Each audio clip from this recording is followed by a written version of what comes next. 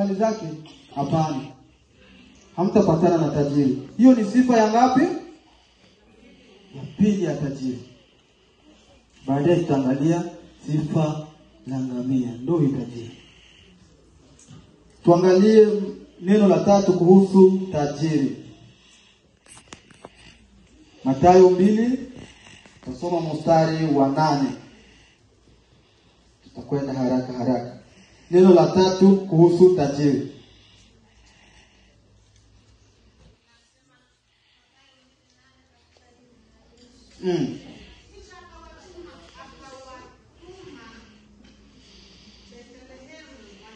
Akawaambia, mwende Betlehemu, mwende mchunguze, mpeleleze habari za mtoto huyo. Mkisha mpata, mlete habari kwangu, ili na mimi niende kumwabudu. Bwana Yesu atusaidie sana. Hizi ni habari za Herode. Huyu alikuwa ni mfalme. Amen. Na mfalme naye ni tajiri. Si kweli wapendwa? Ukienda kwa nchi ama mahali ambapo kuko mfalme, hauwezi kupata tajiri zaidi ya yule mfalme. Bwana tusaidie sana. Hayupo. Kwa sababu yeye mfalme, wale watu wote ni wake. Si kweli wapendwa? Mfalme hapo na amri. Akisema leo hautalala hapa Udonga, hautalala. Mfalme amesema. Si kweli? Akisema wewe enda Wangarata, leo utaenda, kwa sababu utaogopa mfalme asiniue. Kwa hiyo mfalme ni mtu ambaye ako na mamlaka. Na mtu mwenye mamlaka hapendi mwingine mwenye mamlaka. Ni kweli ama ni uongo? Mtu akikuwa ni tajiri, hapendi sikia habari za mwingine tajiri. Anataka kwanza kuchimbue, ajue ulitokaga wapi, usomaga wapi, diploma yako ni ya shule gani, ili kwamba ajue namna gani atakukujia, kwa sababu alishajua wewe ni tajiri. Anakupeleleza na kupeleleza. Huyu mfalme hapa, wakati alisikia kwamba Yesu amezaliwa, this has to take hard work, akasema because you have to put the first straight. Haitawezekana. Kwa sababu walisema kuko mfalme mwingine alizaliwa, akasema haitawezekana. Kwa hiyo akatuma watu mpelelezi, mpaka tujue huyu mtu alizaliwa aje, mama yake ni nani, na huyu mtu ako na malengo gani. Kwa sababu alisikia kwamba huyu ndiye sasa atakayewaokoa watu wote. Sasa mfalme akaona, sasa kama kuna mtu ambaye ataokoa watu wote, maana mimi sina kazi. Bwana usaidie sana. Mimi sina kazi. Akaambia watu, mwende mtafute mpaka mniletee habari. Akawadanganya kwamba naye ataenda kumsujudia, lakini kwa ni uongo. 16 inasema nini? Pale.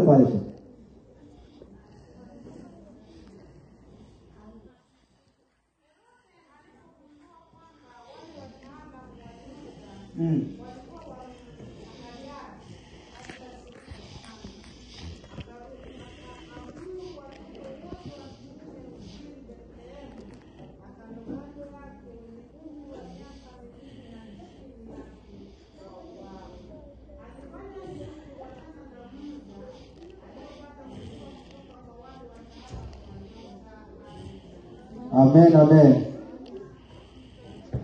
Lakini Kiswahili chao kilisema, alipoona kwamba wale wa majusi walimudhihaki, sababu walienda hawakuleta habari. Sasa huyu mtu akasema, kabla vitu havijaharibika niharakishe sana. Kwa hiyo watoto wote wauawe. Yawezekana huyo mtu naye ataendea mwa hiyo habari ya kuuawa.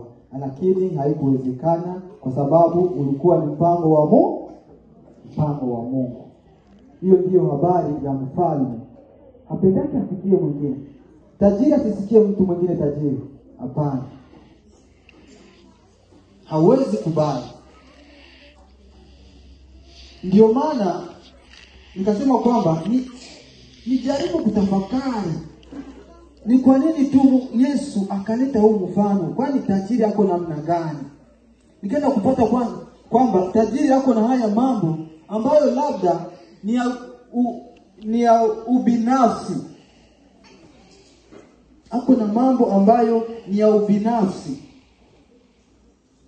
Sasa ukienda tu hapo mahali popote tu hapa, tuseme hapa kwetu Udonga hapa, alafu ufike tu kwenye uwanja, umeona tu uwanja, uko na pesa, uko na kila kitu, ita mafundi waanze kujenga pale. Peleka mafundi waanze kujenga pale. Itakuwa utajenga. Na sio masikini unatafuta kukukataza, ni tajiri. Atakuuliza kwanza, hapa ulipapata namna gani? Nani alikupatia hapa? Leta document. Lakini mtu kama mimi na wewe utajipitia tu. Ni kweli? Utasema tu, huyu amepata kiwanja hapo na jengo, unajipitia. Wewe ni maskini. Lakini tajiri atasimama pale akuulize maswali. Umepatikanaje hapa? Ndio habari za tajiri. Bwana tusaidie sana. Kwa hiyo Mkristo hafai kuwa kama vile tajiri. Haufai kuiga mfano wa tajiri. Usichukue mfano wa kibosi, mfano wa ubinafsi. Bwana tusaidie sana. Nimesharudia pale. Baadaye nafikiri utajua, kunifuata polepole utajua kwenye niko naelekea. Amen. Hii sasa ni ngamia. Sasa nikachunguza maisha ya ngamia. Nikayafuatilia kwa makini sana, ili kwamba niweze kufahamu hili neno, ama tuweze kulifahamu hili neno. Yesu alitaka kusema nini? Bwana saidie sana. Nikaenda kuangalia sifa ya kwanza ya ngamia. Hapo pale. Ngamia ni mnyama mkubwa sana. Si mnamuona? Ni mkubwa, na kuna nyingine inakuwa kubwa zaidi ya hii. Nikaona sifa ya kwanza ya huyu mtu, sio mtu, ni kitu. Bwana saidie sana. Huyu mnyama ni kitu. Nikaona sifa ya kwanza ya huyu mnyama, anakuwa na sifa ya kubebea watu mizigo. Si mnaona pale? Ngamia inakuwa na sifa moja kubwa, inabeba mizigo ya watu. So haiangalii ni mtu mkubwa ama mdogo, hapana. Hata mtoto mdogo akipandisha mzigo pale, ngamia itaupeleka. Bwana saidie sana. Ngamia haitaki kujua ni nani amenipatia mzigo, yeye anatembea tu. Amen. Ngamia huyo hataki ajue huu mzigo ni nini nimepewa, lakini yeye akipewa mzigo, alafu akipigwa fimbo, anatembea. Anajua ni wakati wangu wa kutembea. Amen, amen. Sifa ya kwanza ya ngamia. Hilo neno tukilileta katika hali ya kiroho, ama tukilileta sasa kwetu ambao sisi tunaenda mbinguni, inataka kusema nini? Mtu ni lazima, ukisema kwamba uko Mkristo, ni lazima, sio ombi, ni lazima ukubali kuchukua mzigo wa mtu mwingine. Amen, amen. Ukiona mwingine amekuwa na udhaifu, usichukue nafasi, ama isiwe ndio nafasi ya kusema kwamba hawezi. Ya kusema kwamba fulani naye nilikuwa nafikiri sasa atafanya vile, sasa mbona nimemshinda? Hapana.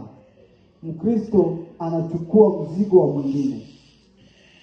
Bwana saidie sana. Kama mimi siwezi, unisaidie. Kama wewe hauwezi, nikusaidie. Ile aibu ambayo mimi ningepata